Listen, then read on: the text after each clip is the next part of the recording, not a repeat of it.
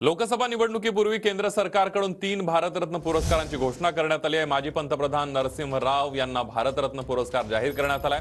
तसंच माजी पंतप्रधान चौधरी चरण सिंह यांनाही भारतरत्न पुरस्कार जाहीर करण्यात आलाय।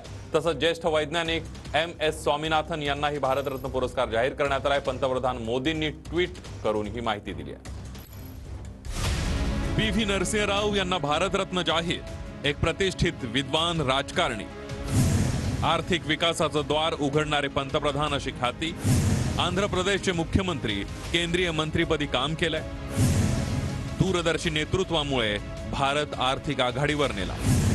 देशाला विकासाच्या मार्गावर नेण्यात त्यांच्या मोलाची कामगिरी होती। परराष्ट्र धोरण, भाषा आणि शिक्षण क्षेत्रात त्यांचं मोठं योगदान होतं। चौधरी चरण सिंह यांना भारतरत्न जाहीर।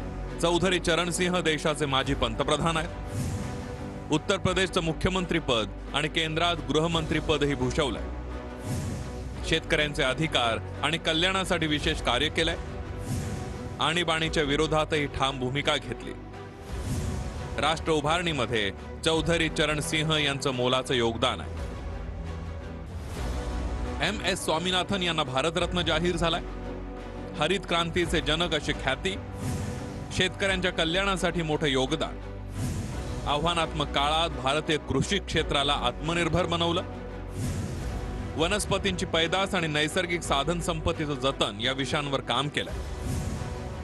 भारतीय कृषी क्षेत्राला आधुनिकतेकडे नेण्यामध्ये महत्त्वाचा वाटा आहे।